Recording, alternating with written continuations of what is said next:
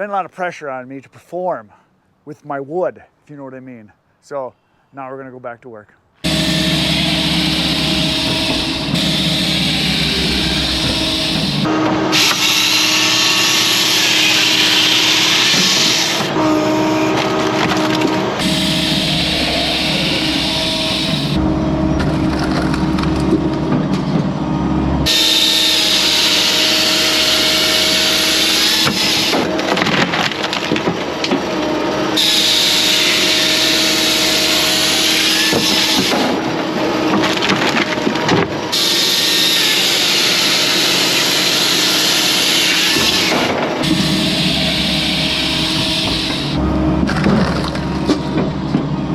Today I'm in the wood yard, it's raining, we're gonna make wood. This is Bert, he lives down the road, he cuts firewood. What do you think we make some wood? Let's get cutting. Let's go.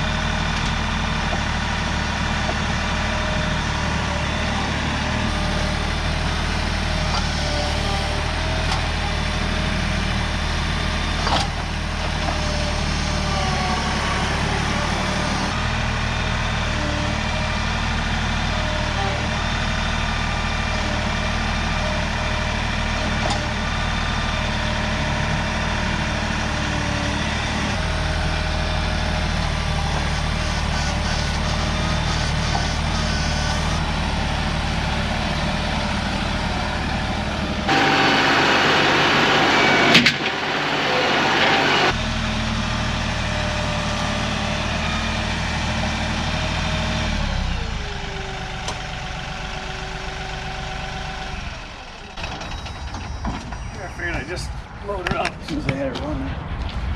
So yeah, that's about what I usually do. I put on that many and then process it. And so a couple of those chunks I'm going to drop down in the tray. So let's fire up this beast.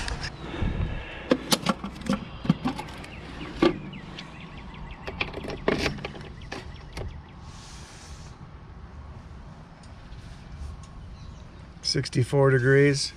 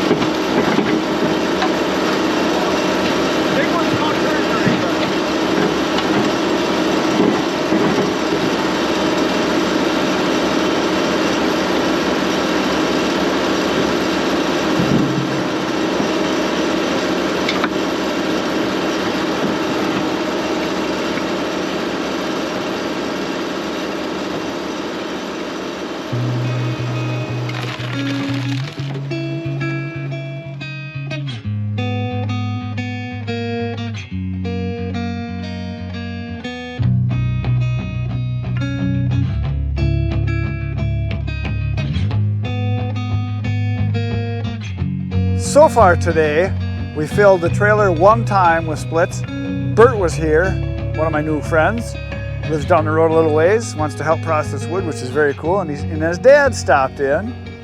And then Keith stopped in, who is the co-owner of an Eastonmade wood processor. He has a 48C, and he's getting some alterations done to it, and he wanted to check out the machine to see what the new things were that he's going to be putting on. And then another guy stopped that was here this morning that picked up some wood and knew I was going to be running the processor and wanted to see it. So he brought his whole family. So I had, I don't know, 7 or 8 people here watching me with my new baby girl on my honeymoon wanting to see me perform. I had a little bit of performance anxiety there, and it was very difficult. So now they're all gone and I'm all by myself, except you get to watch now. But I can edit out my flubs. But I just loaded up the live deck and I put a bunch of logs down here. So what I'm going to do is I'm going to start it up and I'm going to fill the trailer one more time at least today, hopefully, and spend some quality time with my new woman here. The thing is that I've only got a couple hours on this machine and I'm just figuring it out. I'm starting to kind of know where the levers are and kind of know what they do and kind of know the sequence of what to do. And when Keith was here, because he has one of these machines, he's got about 100 hours on his 48C, but it's basically the same setup. He gave me some tips on what to do and how to handle the logs and things, which is great. But now I'm alone, I can take my time, I can think things through, because it's been a lot of pressure on me to perform with my wood, if you know what I mean. So now we're gonna go back to work.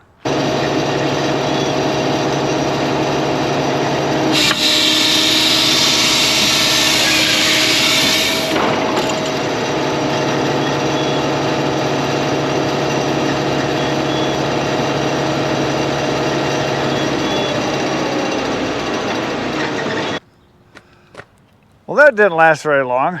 I got maybe 3 logs through and I threw the chain. And I noticed it's fairly dry. Last time we ran it, we turned the oiler down because it was really juicing it up. Now it looks kind of dry. So I think I'm gonna turn up the oil a little bit, and as soon as the chain is off, it's still pretty sharp on one side is real good and sharp yet, but one side's got some nicks out of it. I noticed on this left-hand side. The tip's not real good, but the right side's real good. So I'm gonna go in, I'm gonna sharpen up this chain right away. As soon as it's off, makes it easier for me. So I'm gonna go sharpen it. Okay, so I'm inside now and I've got the bar in a bar, a 24-inch bar, but it doesn't fit right because it's the wrong size gauge for the chain, but at least I can get it up here where I can work on it. I noticed there are some burrs in here. Now, the 7/32 bit, the Oregon bits that I use are the right size for this, so it's going to fit in there really nice. But I'm going to have to hang on to it real close because this is all wobbly. But it's the only way I can do it other than on the bar on the actual processor. But as soon as it's off, I figure I'll do it this way. So let's sharpen these up a little bit here.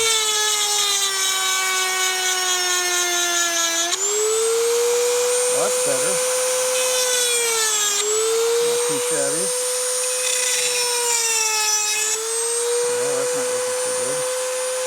Get this up on the bar here.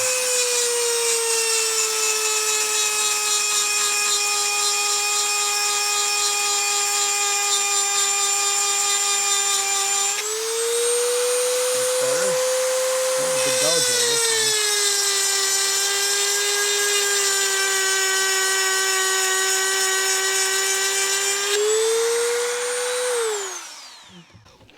I forgot to mark a tooth where I'm going to start here. Even though I can see it, I'm going to mark this one anyway, so it just makes it easier.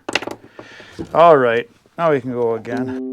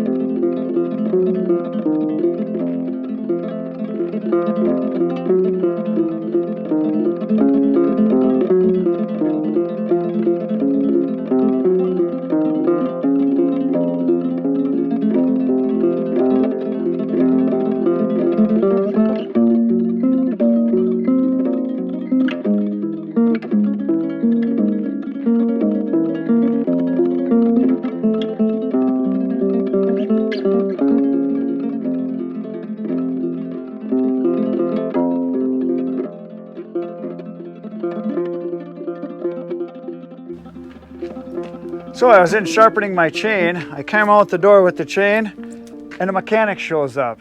He's a Firewood customer of mine. His name is Andy. He brought his whole tool chest. So now we're gonna put the chain back on. So how good is that? There he is. He's a diesel mechanic and he knows what he's doing. I need one of those. Okay, let's put this puppy back on. Okay, so here's the problem. Broke the bolt off inside. So we're gonna take it off. Took the whole bar off. What did we do with that nut that we broke off? I used to set it down somewhere. Here, nope, this is the other plate. Just want to put everything in one spot here. I have a wonderful habit of finding the grease. Oh, you found it? There's grease everywhere on this puppy. Yeah, what the heck did they do with it? I thought I had the nut. Did I hand it to you? I never put it in my pocket.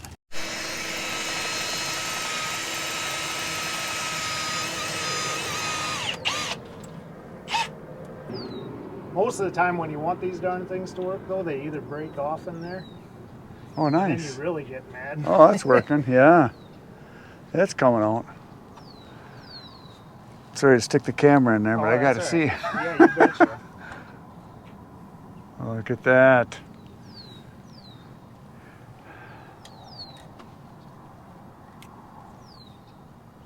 Most. Yeah, they're should be okay.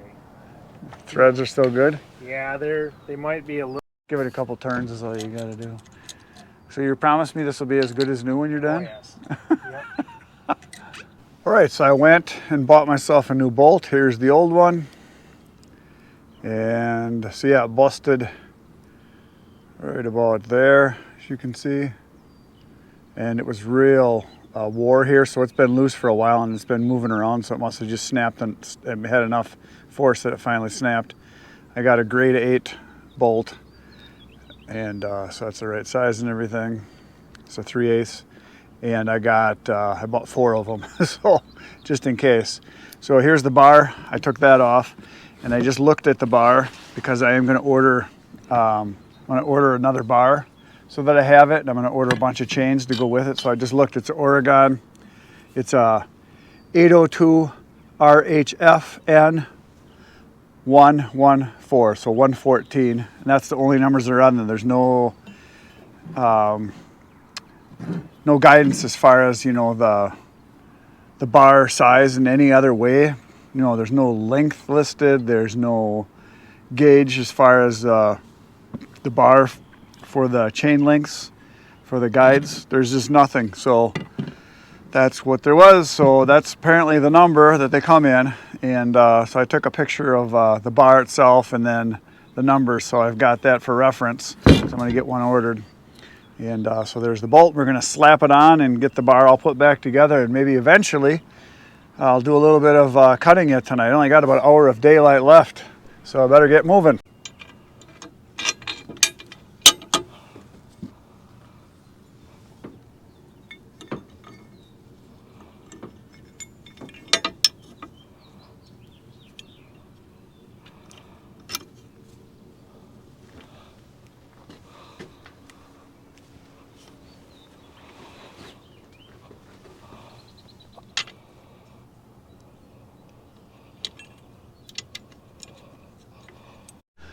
Well, that was fun.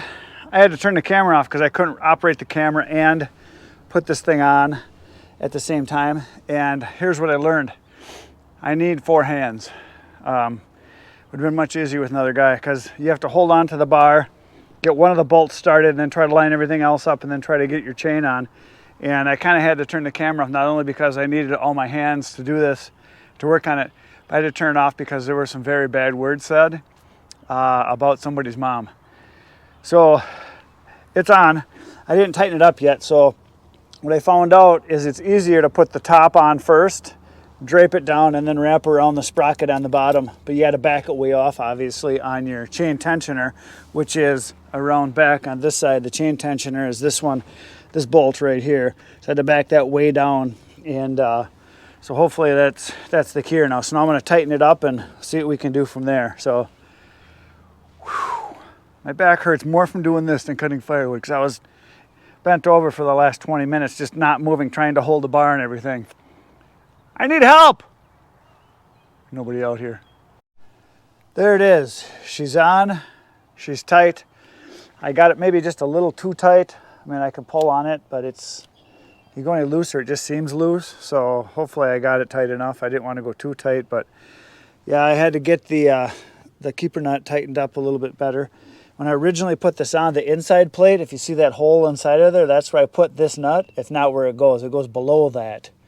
So I couldn't get it any tighter because I was at maximum for it, so I didn't realize it. So I had to take that inside plate off. Looks just like this one, but it's on the inside, on the back side of the bar, and I had to put it in the slot because I couldn't get any tighter. It dawned on me, well, it probably doesn't go in, and I looked, and yeah, there was no wear marks in that hole, so that's where it goes. So now all I got to do is tighten this side down just a little better, and it should be good. All right, so I'm a failure. One cut, and the chain came off. So I'm thinking it's got to be super tight in order to have it run right. I had it on everywhere. The sprocket was good. It was good on the tip. Everything was seated on the bar, so I just must have to get it real tight. So either that or something loosened up when I kicked her off, so I'm going to tighten her back up again. There it is again. I tightened it more tight this time. It still has a little bit of play, but not a lot.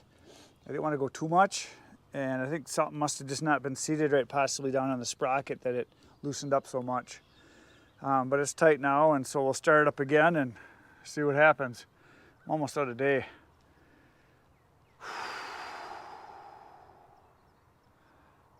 It's not the kind of stuff I like to do.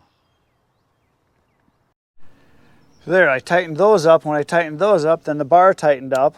So I had to go back and loosen up the keeper nut on the back here on the chain tensioner nut, or bolt. And then I tightened all these up, and now I'm back to where I got a little bit of play.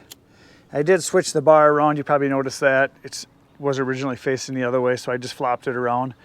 All that matters is that the teeth are the correct direction. So there we go. So now I'm going to start it up and see if it's working. So I only got about 15 minutes of daylight left because it's already almost 8 o'clock right now. So the whole project took me over an hour from the time I started till now. So, but now I know what I got to do. The procedure of how to put all the plates on, where the bolts got to go, how to tighten it, how to get it tightened, the chain and all that. So it's not as easy as a chainsaw. There's a little bit more to it. Plus, I'm not a mechanic, as you know.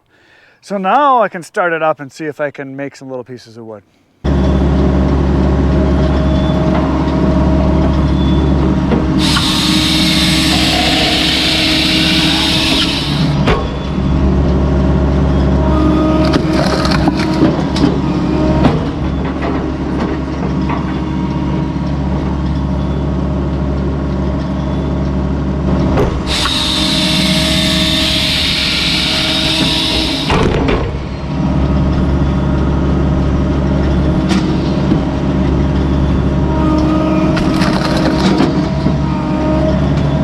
It appears that the sun has set, and I did an okay job. I got it that tight. It's cutting really good. It seems to be good now, so I got that done, and I just wanted to make sure it was working good because it's pretty much out of daylight. So that's it for today, folks.